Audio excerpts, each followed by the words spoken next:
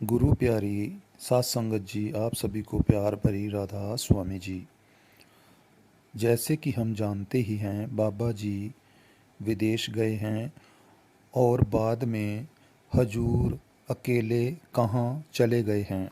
और हजूर ने बाबा जी को ऐसा क्या कह दिया कि बाबा जी ने उनको बोला, क्यों हुण की हो गया। ऐसा क्या हुआ था कि हजूर ने बाबा जी से बोला कि मुझे अपने घर जाना है। तो साथ संगत जी, आज आपको यह सारी बात बताएंगे। आप सभी से हाथ जोड़कर विनती है कि चैनल को ज़रूर सब्सक्राइब करें और बेल आइकन को भी प्रेस करें ताकि आने वाली वीडियो का नोटिफिकेशन आप तक पहले पहुंच सके। तो साथ संगत जी, बात कुछ इस प्रकार है। और संगत जी, यह हजूर जी की पहली साखी है।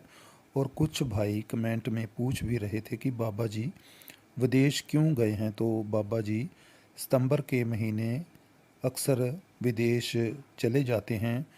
क्यों जाते हैं, यह महाराज जी की, बाबा जी की अपनी मौज है जी। तो साथ संगत जी, जैसे कि बाबा जी गए हैं तो हजूर पीछे से जब अकेले थे तो आज उन्होंने जत्था दर्शन भी नहीं दिए थे जी। और संगत जी, जैसे ही बाबा जी विदेश गए थे तो हजूर की आंखें भर आई थी, क्योंकि जो भी काम हजूर करते हैं, और बाबा जी उनके मुर्शद भी हैं, जैसे कि हमारे भी गुरु हैं, तो बाबा जी के साथ हमेशा रहते हैं। कोई काम करते हैं उनकी मंजूरी लेते हैं, जिसके कारण जब बाबा जी गए तो उनकी आंखों में भी आंसू आ गए थे, क्योंकि अपने मुर्शद के प्रति जो प्रेम होता है वो हम सब जानते ही हैं कि जुदाई बर्दाश्त नहीं होती, चाहे वो जुदाई कितनी ही देर की क्यों ना हो। और बाबा जी कल जैसे ही विदेश गए थे तो हजूर ने भी बाबा जी से एक परमिशन ली थी कि बाबा जी मैं भी अपने घर चला जाऊं। हजूर का घर मुंबई में है, उनका परिवार जो है, फैमिली है, वो मुंबई में है। और बाबा जी के विदेश जाने के बाद हजूर मुंबई पहुंच गए और अपने घर चले गए हैं। तो संगत जी, साखी इस प्रकार है। हजूर जैसे जिस दिन गद्दी पर बैठे थे और उसके अगले दिन हजूर को कुछ कपड़ों की ज़रूरत थी, क्योंकि गद्दी पर बैठने से पहले हजूर को क्वार्टर मिला हुआ था और हजूर उसी में ही रहते थे। तो हजूर को पता नहीं था, और जैसे ही एकदम से अनाउंसमेंट हुई तो तब से गुरगद्दी मिलने के बाद हजूर भी बाबा जी के साथ कोठी में ही रह रहे हैं। तो जब संगत जी हजूर के पास अपने कपड़े नहीं थे, हजूर को अपने कपड़ों की ज़रूरत थी, तो उन्होंने बाबा जी को बोला कि बाबा जी मुझको अपने घर जाना है। उनके कहने का मतलब था कि क्वार्टर जाना है। तो बाबा जी पंजाबी में हजूर को कहते, क्यों की होया। तो हजूर ने बाबा जी से दोनों हाथ जोड़कर बेनती की कि बाबा जी मेरे पास अपने पहनने के लिए कपड़े नहीं हैं, तो क्या मैं क्वार्टर में जाकर अपने कपड़े लेने जा सकता हूँ। तो हजूर जब भी बाबा जी से बात करते हैं तो दोनों हाथ जोड़ के करते हैं। तो आगे से बाबा जी ने बड़े प्यार से उन्हें कहा कि अब आप कहीं भी जाओगे तो अकेले नहीं जाओगे। तो फिर बाबा जी ने सिक्योरिटी के ऑफिसर को बुलाया और बोला कि आप हजूर के साथ उनके क्वार्टर भी जाओ और उन्हें एचओडी दफ्तर भी लेकर जाओ और सभी से मिलवाओ। तो संगत जी, हजूर के परिवार में से जब हजूर के गद्दी पर बैठने के बाद उनके बेटा और बेटी भी जब डेरे आए थे तो वो उनके क्वार्टर में ही ठहरे थे, और तब भी हजूर बाबा जी से परमिशन लेकर थोड़ी देर के लिए उनके पास क्वार्टर में मिलने के लिए गए थे। तो हजूर कोई भी जब काम करते हैं, क्योंकि बाबा जी उनके गुरु हैं, मुर्शद हैं, जैसे कि हमारे भी हैं, वो कोई भी काम करते हैं तो बाबा जी से पहले परमिशन लेते हैं और फिर कहीं जाते हैं, चाहे वो कोई भी काम हो। और एक बार पहले भंडारे के दौरान ही हजूर को बाबा जी ने, जहाँ पर 12 नंबर 13 नंबर गेट है, काफ़ी लंबी दीवार बनी हुई है, वहाँ पर विज़िट करने के लिए भी भेजा था।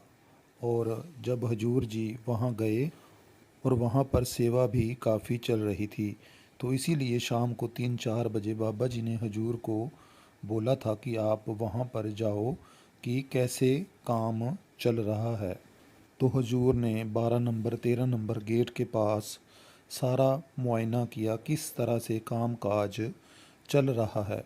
तो तभी हजूर ने किसको एक फ़ोन लगाया कि जिसके जाते ही सारा काम एकदम से ही हो गया।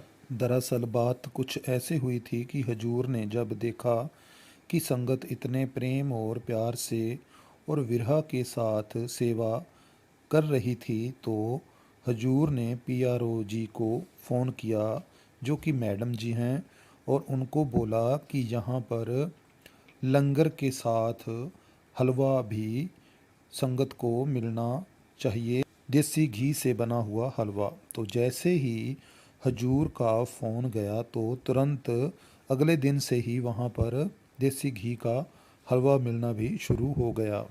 तो हजूर जी जब भी कोई काम करने के लिए जाते हैं, बाबा जी का आशीर्वाद लेकर ही जाते हैं। बाबा जी जब जत्था दर्शन देने के लिए नहीं गए थे, जब हजूर को वहाँ जाना पड़ा था, तो हजूर बाबा जी का आशीर्वाद लेकर ही वहाँ पर जाते हैं, चाहे वो कोई भी काम करना हो। तो संगत जी, सोचने वाली बात है और करने वाली बात भी है कि हजूर कितनी बाबा जी के हुक्म की पालना करते हैं और हाथ जोड़कर बड़ी ही निम्रता से अपने सतगुरु का कहना मानते ही हैं।